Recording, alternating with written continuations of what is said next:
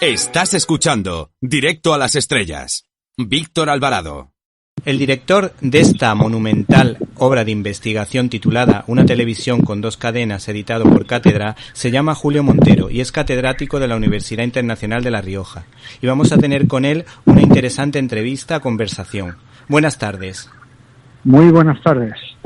Ahora que parece que se ha puesto de moda hablar de tesis doctorales, nos preguntamos cuántos años de trabajo ha supuesto esta investigación coral y por qué hay que leer este libro. Pues vamos a ver, trabajo, yo creo que desde que se diseñó hasta que efectivamente ha salido el libro, 7 años. Trabajo real de investigación, unos 5, calculo yo. Son 5 años, no siempre coincidentes en todos los casos, o sea que no es que empezáramos todos a la vez y termináramos todos a la vez, ¿no? Pero en fin, 5 años desde el principio hasta entregar los originales a la editorial.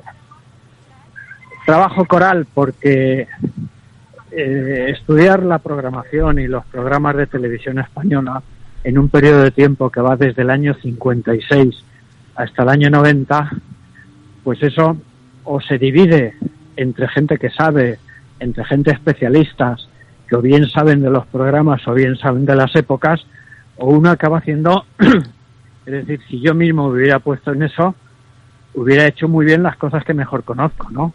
Pero otras cosas hubieran sido una chapucilla, ¿no? Y lo que queríamos era hacer un libro que sirviera no solo a los investigadores, sino a la gente común, a la gente corriente, que tiene sus recuerdos sobre sus programas de televisión, especialmente de la infancia, pues para acudir y ver cómo de verdad se hicieron, qué importancia tuvieron, quién estuvo detrás de ellos, si era en la época de Franco, pues qué influencias tenía o no la política, o en la transición, o en la época socialista, en fin, que había que dividir para que la cosa fuera asequible a mucha gente por un lado y seria por otro. Por otra parte, tengo que decir que este libro cuenta las luces y sombras del franquismo, la transición y las etapas del PSOE y la UCD con bastante objetividad. Sí. Me ha llamado la atención de cómo todas estas etapas, de alguna manera, o en todas estas etapas se intentaba dirigir a los españoles. ¿Los medios de comunicación son claves para transmitir una idea? Bueno, yo creo que los medios de comunicación, incluida la televisión, y sabiendo que la televisión a mí me parece que tiene una importancia, sobre todo en la época de la que estamos hablando, que solo había una televisión, una con 2 cadenas, pero una, pues a pesar de toda la influencia que tenía la tele, que era mucha, yo creo que no hay que considerar nunca a las audiencias como unos pobres tontitos que se creen todo lo que les dice la tele, ¿no? ¿Influye la televisión? Pues sí, es verdad, influye. Ahora, la gente tampoco es tonta. La gente cuando veía un telediario en la época de Franco sabía lo que estaba viendo. Sabía que estaba viendo propaganda del régimen, como cuando lo ven ahora, o como cuando lo veían con la UCD, que pasamos de que nos contaban las excelencias de no tener la democracia en los años 65 y 66 a la necesidad de tener la democracia en el año 78, ¿no? Y que lo decían casi las mismas personas, ¿no? Yo creo que la gente no es tonta, ¿no? Y que la gente de la tele está más a gusto viendo unas cosas que otras, y todos tendemos a creernos más las cosas que ya nos creemos y tendemos a desconfiar de las cosas de las que desconfiamos, las diga la tele o las diga quien las diga, ¿no? O sea que yo en esto quiero dar un punto de confianza, me parece, a los públicos españoles que veían la tele.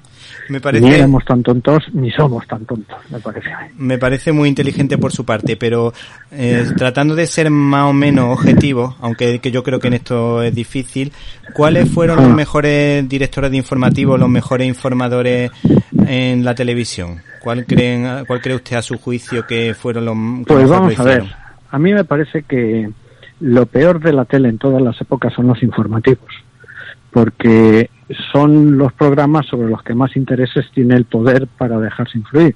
Y de hecho, lo primero que, cuando hay cambio de gobierno, lo primero que cambia es el director informativo, ¿no? O sea que esto es un hecho constatable, ¿no? ¿Son todos igual de buenos, igual de malos? Pues no. Indudablemente hay gente con más cualidades profesionales, que tiene más cualificación para dirigir los equipos, en fin, esto es indudable también. A mí me parece que los telediarios que más fama tienen de imparciales fueron los de la transición, porque también la propia transición tenía necesidad de transmitir una imagen de diálogo. No solo de diálogo con la gente, ¿no?, sino de diálogo entre la gente también, ¿no? De hecho, los programas de debate fueron los típicos de la transición, ¿no? O sea que yo por eso pienso que si hubiera que escoger una época de telediarios mejor, yo me inclinaría por la transición, también porque las circunstancias lo favorecieron. Y pues ya que estamos hablando de la transición, yo creo que hay un programa clave, precisamente como La Clave, que ilustraba cada tema con una película y al que todo el mundo recuerda con cariño, porque yo creo que su presentador no se casaba con nadie y por lo menos tenía la impresión, yo por lo menos tenía esa impresión de que había auténtica pluralidad, y eso que era un niño. Yo por lo que contaba mi padre, por lo que he leído, cuando he visto los tertulianos que estaban en esas tertulias, he visto mucha variedad y me ha llamado la atención que fuesen incluso más plurales que ahora supuestamente que vivimos en democracia. Cuando llegó la era Zapatero, la era Rajoy o la era Sánchez, la verdad que las tertulias no son nada objetivas, vamos, son precisamente muy partidistas. Sí, bueno, a mí me parece que lo que ha cambiado es la tele. No, los gobiernos desde luego han cambiado, ¿no? Pero sobre todo lo que ha cambiado es la tele, y ha cambiado lo que el espectador espera de la tele, ¿no? En la época de Balbín, La Clave podía presentarse porque era una gran novedad, con la aportación de que gentes desde puntos de vista distintos decían lo que querían y los otros escuchaban. También la actitud de quienes participaban, pues uno escuchaba un discurso de 5 o 6 minutos a una persona que tenía enfrente y sabía que no le tocaba hablar a lo mejor hasta 20 minutos después, ¿no? Eso ahora es impensable en un debate de la tele, ¿no? Primero porque... ¿Te está gustando este episodio? Hazte fan desde el botón Apoyar del podcast de Nivos. Elige tu aportación y podrás escuchar este y el resto de sus episodios extra. Además, ayudarás a su productor a seguir creando contenido con la misma pasión y dedicación.